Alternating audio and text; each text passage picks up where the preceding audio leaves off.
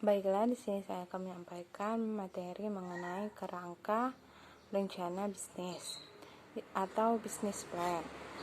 Di sini saya akan menjelaskan mengenai business plan. Business plan adalah sebuah dokumen tertulis yang berisi gambaran dari sebuah unsur yang relevan.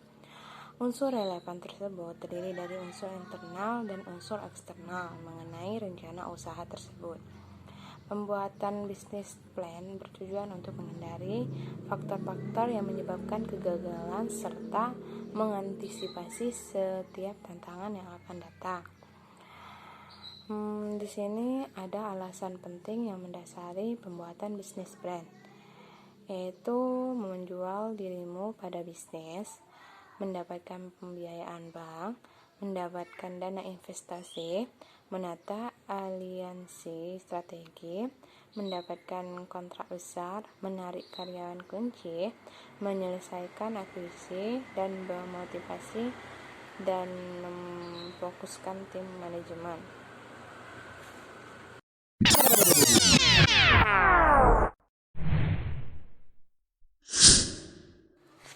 Berikutnya mengenai kerangka umum bisnis plan.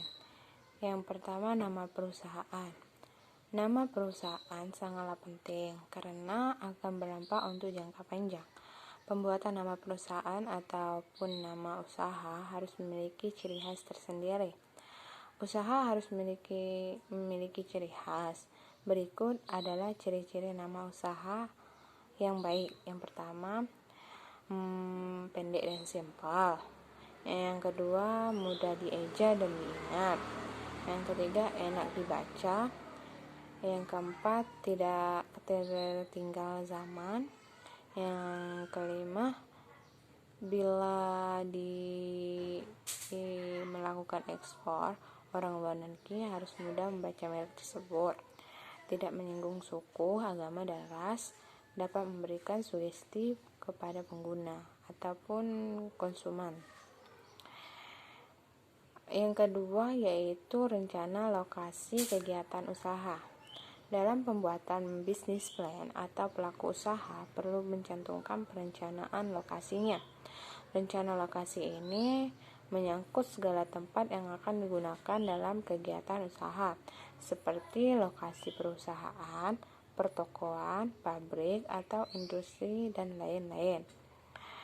Yang ketiga, target konsumen. Target konsumen ini adalah yang utama dalam sebuah usaha karena bertindak sebagai pengguna. Hal ini sesuai dengan bentuk usaha dan jenis usahanya. Jika usahanya berbentuk industri, jangkauan konsumennya akan lebih luas dibanding dengan usaha pertokoan. Maka dari itu, dalam bisnis plan harus mencantum target konsumen secara jelas. Yang keempat, rencana partner bekerja sama dengan perencanaan organisasi. Dalam bisnis plan harus mencantum perencanaan organisasi dan siapa saja orang-orang yang akan berkontribusi dalam usaha tersebut. Hal ini bertujuan agar tugas dan tanggung jawab masing-masing orang jelas, serta tidak ada ketimpangan maupun konflik tanggung jawab di masa yang akan datang. Yang selanjutnya, jumlah modal yang diharapkan yang tersedia. Pencantuman modal ini berguna untuk merinci pembiayaan secara jelas. Selain itu, berguna juga untuk menarik beberapa orang yang ingin bekerja sama. Selanjutnya, perencanaan dan rincian peralatan perusahaan serta perencanaan risiko. Perencanaan risiko berguna untuk mengantisipasi risiko yang berkemungkinan terjadi di masa depan, sehingga risiko tersebut terjadi di masa depan, sehingga risiko tersebut dapat menghindari lebih awal, atau jika risiko itu terjadi, pelaku usaha sudah menyiapkan strategi penanggulangan risiko tersebut. Selanjutnya, proyeksi aliran kas. Proyeksi aliran kas ini berisi mengenai penelitian pasar, surat-surat kontrak, dan dokumen perjanjian, daftar harga di pemasok bahan baku dan barang lainnya. Di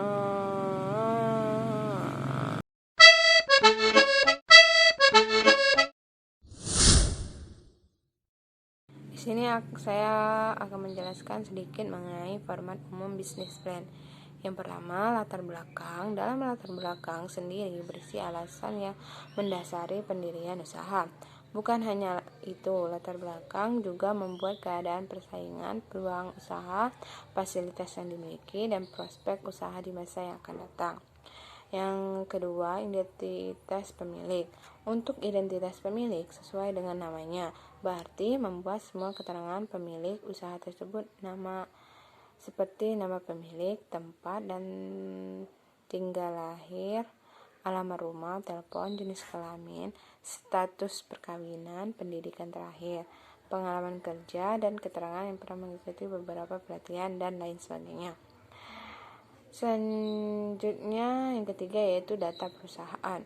Dalam hal ini, data perusahaan berisi nama perusahaan, alamat, nomor telepon, bidang usaha, bentuk badan usaha, waktu kapan perusahaan mulai berdiri, serta susunan kepengurusan. Yang keempat, aspek produksi. Aspek produksi berisi segala hal yang berkaitan dengan kegiatan produksi seperti jumlah mesin, kapasitas produksi per hari, per bulan, dan lain sebagainya. Yang kelima, aspek pemasaran. Aspek pemasaran berisi penjelasan mengenai sistem distribusi, sistem pembayaran dari pembeli, sasaran konsumen, wilayah pemasaran, penguasaan pasar, segmentasi pasar, dan keuntungan rata-rata dari penjualan. Yang terakhir yaitu aspek keuangan. Pada aspek ini berisi mengenai keterangan mengenai kebutuhan uang rata-rata per bulan, seperti kebutuhan untuk bahan baku, bahan penolong, upah gaji, biaya umum, ATK, bunga, pajak, dan lain-lain. Aspek keuangan juga membuat beberapa laporan keuangan, seperti laba, rugi, dan neraca. Terima kasih.